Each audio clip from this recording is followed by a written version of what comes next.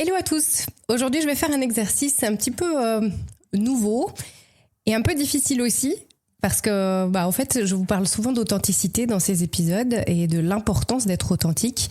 Et j'ai croisé la route de plusieurs personnes qui m'ont dit « Ok, c'est hyper intéressant ce que tu dis, mais moi, j'aimerais en savoir plus. J'aimerais en savoir plus sur qui est-ce qui parle là derrière. » Alors, j'ai décidé aujourd'hui de vous ouvrir la porte sur quelques secrets de mon histoire.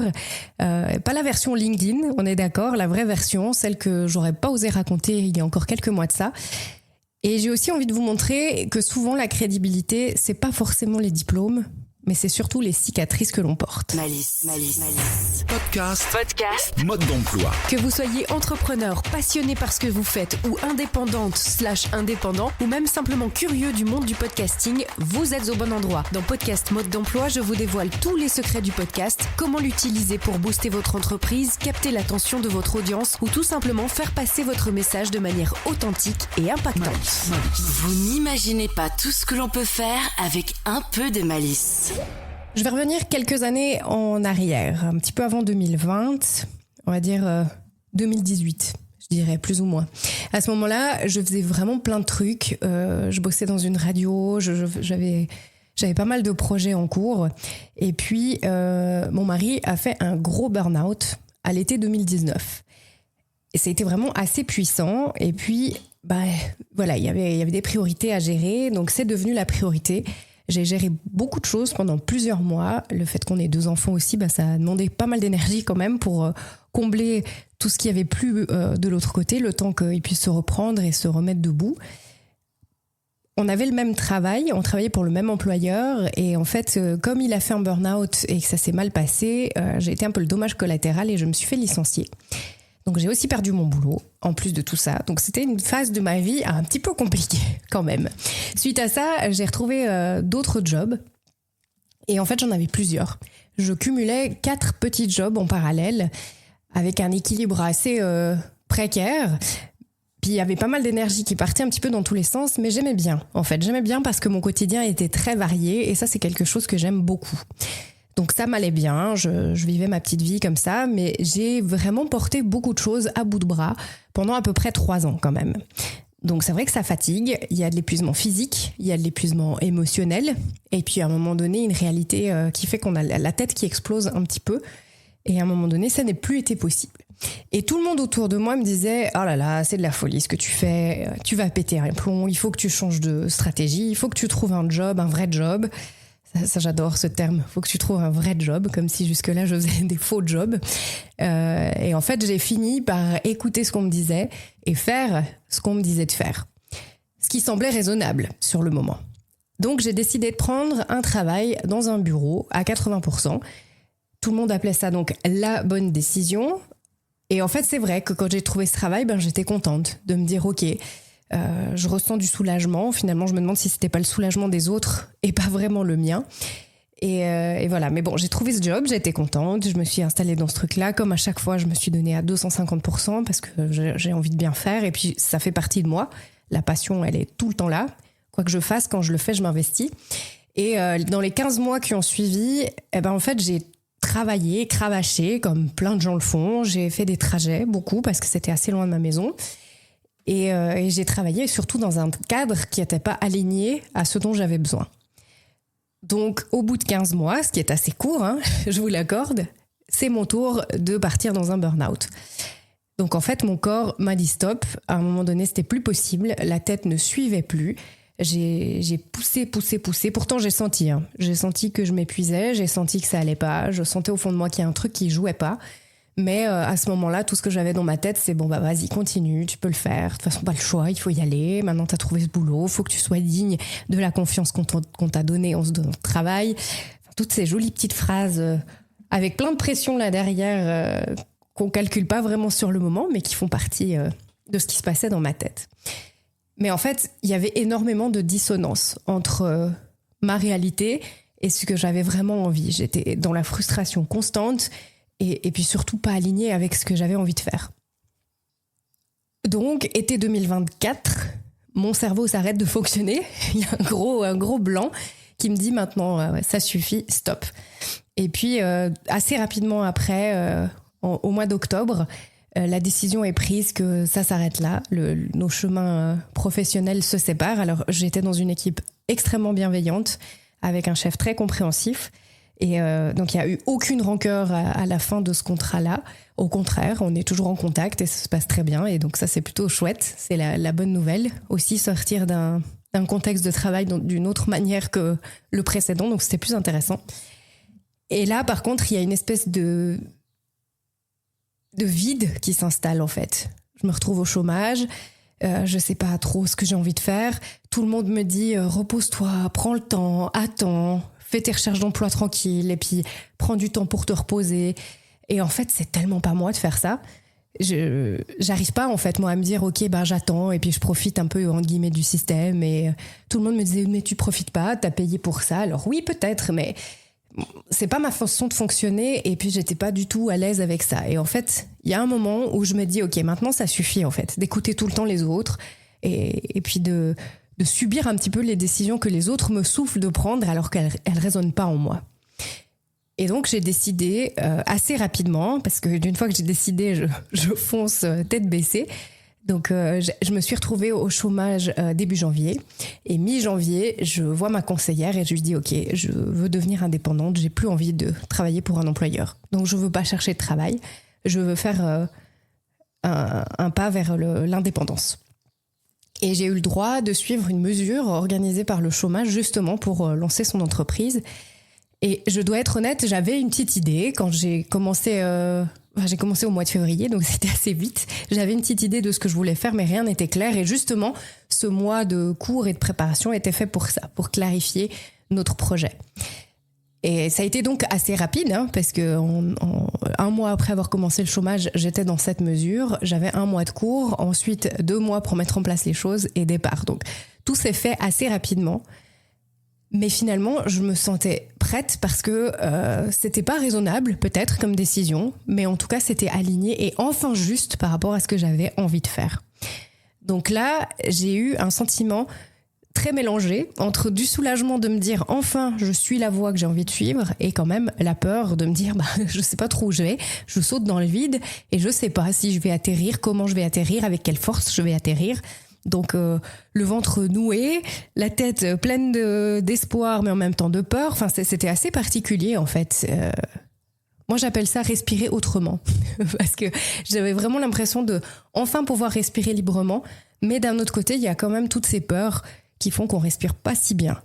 Donc c'est un gros mélange, un vertige vraiment de se dire ok, je prends une grosse décision contre l'avis de tout le monde, mais avec la certitude étrange que j'ai au fond de moi qui me dit allez, c'est la bonne voie, vas-y, fonce.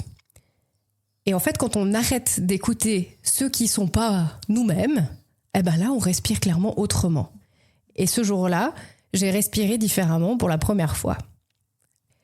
Et en fait, tout ce parcours-là, alors là, je vous ai raconté assez rapidement quelques années de ma vie. Il y a plein d'autres choses, évidemment. Mais en fait, on peut pas me le retirer. Tout ce que j'ai appris de ces différentes expériences, c'est ce qui fait que je suis moi aujourd'hui. Et c'est ce qui fait aussi aujourd'hui que j'ai décidé de lancer des accompagnements parce je me rends compte, énormément de gens qui, comme moi, je l'ai été aussi, sont coincés dans une réalité qu'ils n'ont pas envie d'avoir, dans une vie qu'ils n'ont pas envie de vivre, dans un job qu'ils n'ont pas envie de faire, mais qui se disent qu'il n'y a pas le choix parce que voilà, c'est comme ça, faut que je paye mes factures, j'ai pas le choix. Jusqu'au jour où la vie te dit si, en fait, t'as le choix. Alors, je vous souhaite de tout mon cœur de ne pas en arriver au stade où la vie vous force à prendre cette décision, que vous puissiez la prendre vous avant que la vie ne vous l'impose. Mais finalement, c'est aussi dans ces moments-là qu'on se rend compte qu'on est plein de force, plein de ressources et que quand il n'y a pas le choix, on trouve des solutions. Et puis en fait, quand il n'y a pas le choix et qu'on s'écoute, on prend en plus la bonne décision. Et souvent, on doute aussi de sa légitimité. Et j'en doute aussi, c'est bien clair. À plein de moments, je me suis dit, mais qu'est-ce que tu vas lancer ce truc-là ? Est-ce que vraiment ça va servir à quelqu'un ? Et puis, qui je suis, moi, au fond, pour proposer un service comme celui-là, qui, en plus, en Suisse romande, n'existe pas beaucoup. Au moment où j'ai décidé de lancer ça, j'ai fait une étude de marché, il n'y avait vraiment rien. Vraiment pas grand-chose. Ça se développe maintenant, de petit à petit, il y a des choses qui arrivent sur le marché. Il y a des studios de podcast qui ouvrent, mais qui proposent principalement leurs espaces pour aller enregistrer, mais pas forcément de l'accompagnement. Donc, c'est quand même un peu novateur, ce principe-là. Et en fait, il faut quand même arriver derrière à se dire, OK, je veux lancer ça, je suis convaincue de mon projet. En plus, j'ai eu de la chance parce que l'équipe avec qui j'ai suivi ces cours dans le cadre du chômage, ils ont été à fond derrière moi à me dire, on est sûr que ça va marcher, il y a du potentiel, c'est réfléchi, enfin voilà. Donc, ça donne aussi un petit peu de force. Mais on a quand même toujours cette petite question de légitimité. Et finalement, c'est à ça aussi que j'en suis venue de me dire, mais mon parcours, il est unique, comme le parcours de chaque personne, en fait. Chacun qui décide de lancer un projet, il a une raison profonde de l'avoir lancé, ce projet. C'est pas arrivé comme ça au milieu de rien. Il y a toute son histoire, son origine, tout ce qu'il a vécu, toutes les blessures qu'il a eues. Il met tout ça ensemble, et puis ça va faire qu'il crée quelque chose. Et en fait, si on reste aligné sur ça, on va forcément partager des valeurs qui nous sont proches, et des valeurs qui nous tiennent à cœur et qu'on a envie justement de partager avec les autres, et ça nous donne cette légitimité qu'on attend tellement de je ne sais quel diplôme. Mais en fait, les diplômes, ils nous apportent rarement la légitimité, parce que même quand on a des gros diplômes, j'ai croisé le chemin de certaines personnes qui ont des doctorats qui ne sont toujours pas dans cette légitimité, ils ne se pensent pas capables de... Donc, essayez peut-être aussi de ramener votre légitimité à votre parcours, à vos cicatrices, à tout ce que vous avez appris et qui fait qu'aujourd'hui vous êtes là où vous en êtes et que vous pouvez donc aider grâce à ce que vous avez appris. Donc si vous m'écoutez, c'est peut-être aussi que vous êtes dans un moment d'après ou que vous êtes en train de vous dire « j'aurais envie peut-être de prendre une décision ». Vous êtes peut-être sur le point de la faire, peut-être pas du tout, peut-être que c'est un truc qui germe gentiment mais qui est encore vraiment très très enterré profondément et de loin pas en train de sortir. Mais en fait, j'avais envie de partager avec vous que cette peur et ce soulagement mélangé, c'est vraiment une impression qui est stressante, c'est sûr. Passer le pas, c'est toujours le plus difficile. Oser, c'est l'étape à franchir qui est la plus compliquée. Mais des fois, on n'est pas forcément prêt. Là, c'est vraiment ce qui m'est arrivé avec ce burn-out. J'étais absolument pas prête à ça. J'étais absolument pas prête à changer de vie. À ce moment-là, en tout cas, je me disais que voilà, j'avais qu'à m'accrocher finalement. T'as qu'à être assez forte. Et c'est pas une question de force. Ça aussi, c'est quelque chose que j'ai appris. Je pense que c'était vraiment pas une question de force, c'était une question d'alignement. J'étais pas au bon endroit pour moi, j'étais à l'encontre de toutes mes valeurs, de tout ce que j'avais envie de faire, de tout ce qui me nourrit aussi au niveau professionnel. Moi, j'ai besoin de pouvoir exprimer ma créativité quand je travaille. Dans ce travail de bureau, je n'avais pas du tout de créativité. Je devais faire des tableaux Excel, quoi. Enfin, alors c'est cool, hein, j'ai rien contre les tableaux Excel, mais c'est pas ça qui me nourrit. Ou en tout cas, pas que ça, j'avais besoin d'autre chose.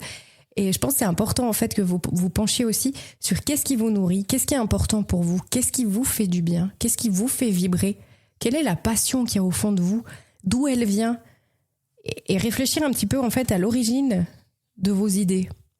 Et en fait, souvent, quand on réfléchit au parcours, à l'origine, ça rend la chose plus légitime ou plus explicable, si tout à coup vous avez besoin de l'expliquer aussi.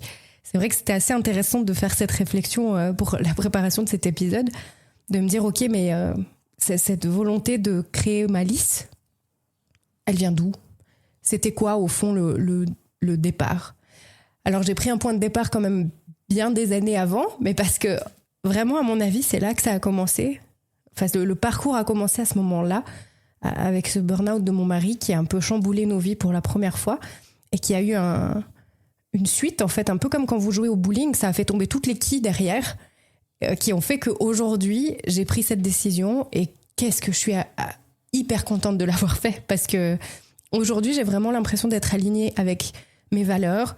Je fais quelque chose que j'adore, ce qui fait que la plupart du temps, j'ai pas l'impression de travailler. Donc ça, c'est incroyable. Il y a une citation d'ailleurs de je ne sais plus qui, maintenant ça m'échappe, mais qui dit que si on décide de faire ce qu'on aime dans la vie, on ne travaillera pas un seul jour de sa vie.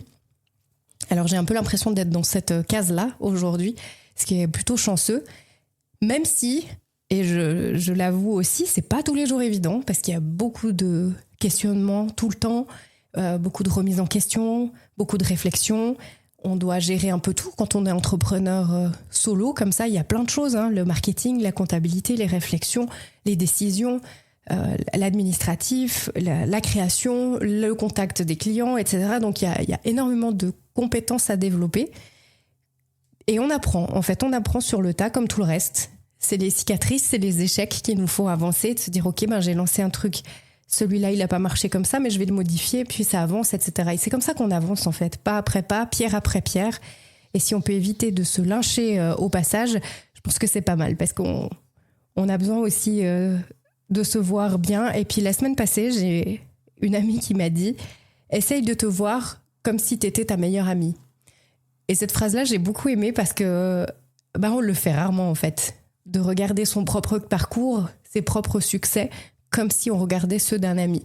Souvent, quand on regarde un ami évoluer, on va être fier de lui et on va lui dire « C'est super ce que tu fais, bravo, c'est génial, continue, je suis à fond derrière toi, je crois en toi, je crois en ton projet ». Des choses qu'on ne se dit pas à soi-même, jamais.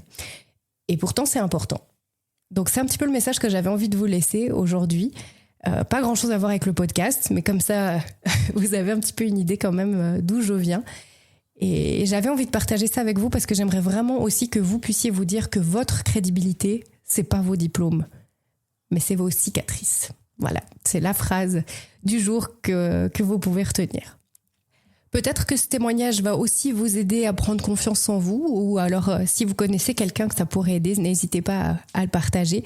Et puis je compte aussi sur vous, si vous avez 2 petites minutes pour mettre une étoile sur la plateforme sur laquelle vous écoutez ce podcast, histoire de le faire connaître. C'est aussi comme ça que ça pourra évoluer et aider un maximum de personnes, je l'espère. Merci d'être là, merci de votre fidélité, prenez soin de vous et à la semaine prochaine. Malice. Vous avez aimé cet épisode ? Abonnez-vous à Podcast Mode d'Emploi. Podcast Mode d'Emploi. Et retrouvez-nous chaque semaine pour de nouveaux conseils.